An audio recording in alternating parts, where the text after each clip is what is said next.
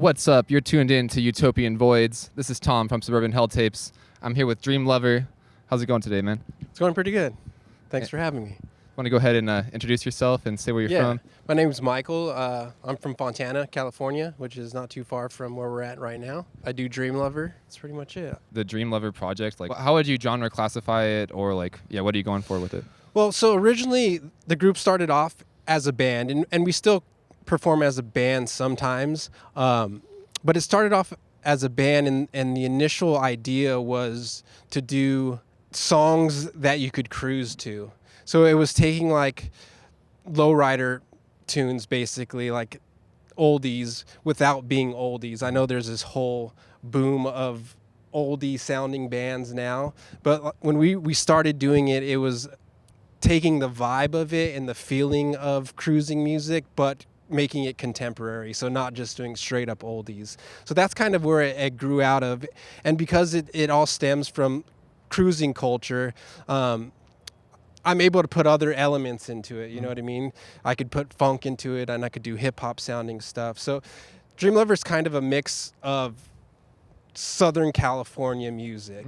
Not necessarily all these genres are from Southern California, or the bands that made that type of music are from Southern California, but it's definitely a music that Chicanos and cruising culture vibe with. And so that's kind of where it stemmed from, and now it's just a mix of all of that, you know. I saw how you described it on Bandcamp as low and slow. Yeah. I like so that. Originally it was all based off of like oldies kind of feelings but with synthesizers. When we first started doing the group, it was just bass, keys, and drums.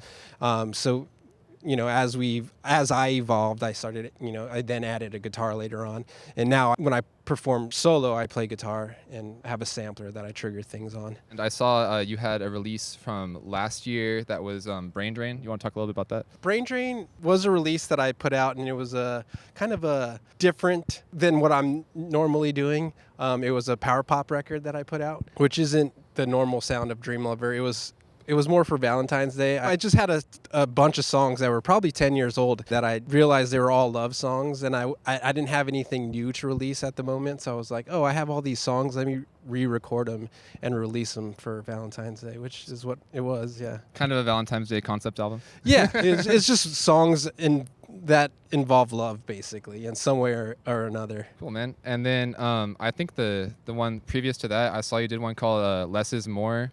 And I saw you put that on vinyl. I did, yeah. It was my first time putting something out on vinyl. Yeah, can you tell us a little bit about that and like the process of getting vinyl made and how that was for you? Yeah, it was actually pretty easy. I thought it was going to be more difficult than it was, because during the time that I made it, just before that, releasing vinyl was kind of a thing that took a really long time. But the album itself, I worked on it for a year. So a year prior, I decided that I was going to release a vinyl. And so I started collecting the songs for it. And then eventually the year passed, and I had recorded my parts and mixed it, and then I put it out, and it was fairly easy. I just hit up the company that released it, basically just like PDF files of just like what the artwork's supposed to be, what the files are supposed to be, and you just send them in, and you just basically pay for it, you know what I mean? They do everything else for you, which was pretty cool. Can't think of the name of it, but they were cool. My buddies Cholo Orange, who's another band that's kind of local, they referred me to them. But I think they're from Canada. Oh, okay. Was it Duplication by any chance? No, that's the big Canadian one. It wasn't Duplication. Yeah, because Duplication's like the biggest one. I know everyone. Yeah, I know they do a lot of tapes and stuff. Yeah. That's why I pretty much order everything from. But they do vinyl also, so okay. I was curious about it. But okay. And speaking of tapes, I saw you did put out a tape a while back. This was Stream This, right? Yeah, so Stream This was kind of the precursor to Less is More. So Stream This was a lot of the tracks that ended up being on Less is More, but during that era, they were still just instrumentals. I want to say like 2010-ish, I was releasing tapes for local bands. So I have like a Sony duplicator, and I just made the tapes on my own. I saw on the Stream This release, I saw El Rey Tapes, so that was your label? Yeah, that was my cool. little label, yeah. Awesome. And then, I was looking up El Rey Tapes, and then I saw something way back, like 2016, you did a IE review compilation tape. I did, yeah. That's awesome. It was a lot of fun. Yeah, it's mostly just friends that that I've known over the years that played in bands, and we ended up putting out the cassette and doing a run of shows. I think we did like 3 shows in a weekend just to get everyone on the bill that was on the cassette. And that was at Back to the Grind. And same thing, I use the same duplicator to make those tapes. They're lo-fi. They're not like the quality you would get from duplication, because I think they go digital to tape.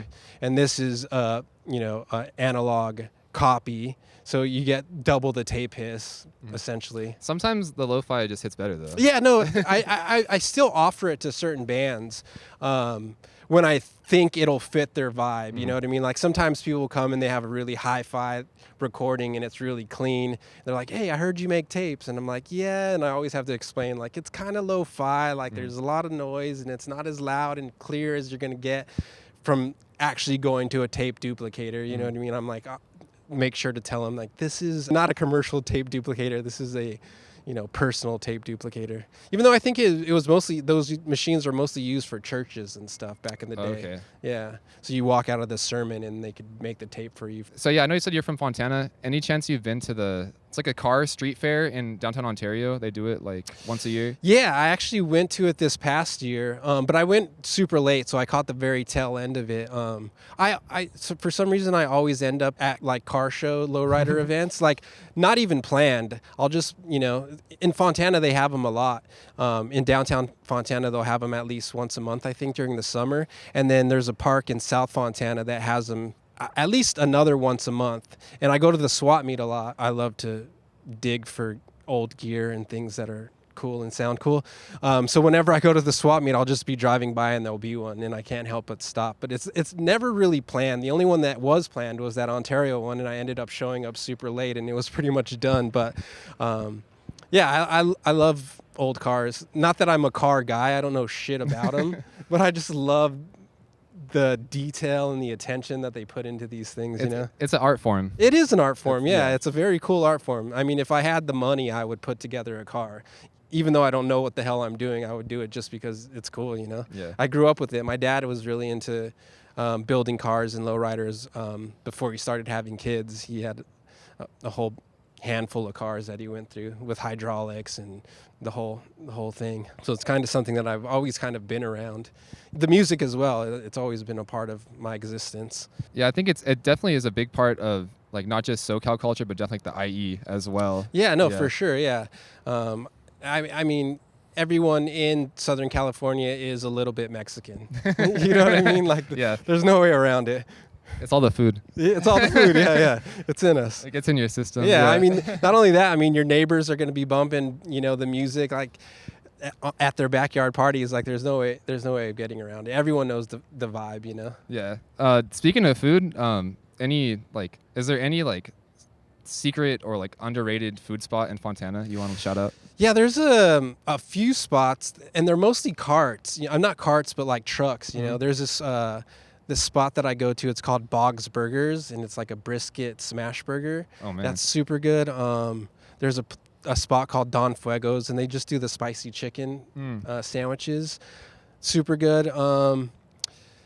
I think there's a spot called El Rey Tacos. That's one of my favorite Mexican food spots in Fontana. It's funny because Fontana, I mean, I feel like it gets left out a lot, but as far as food goes and the variety of food you could get in Fontana, it's very abundant there, yeah. I think it's a place that is underrated when it comes to the food. Yeah, for sure. You guys heard it. Check them out.